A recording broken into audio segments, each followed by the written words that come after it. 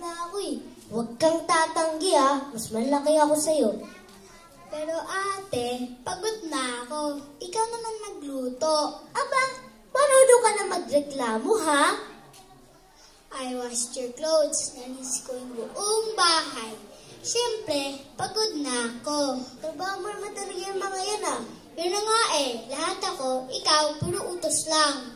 Ako naman nag-aasikaso ng pananim sa bukid Diba, katulong mo din ako doon. Hindi ka fair. Ang nilalamangan. Diba, iniwan mo ko. Natutulog ikaw under the mango tree. Ako naman nagbayo ng palay Oo nga, pero I harvest. Since our parents died, ganyan ka na.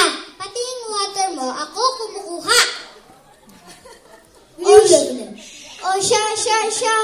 Nagugutom na ako.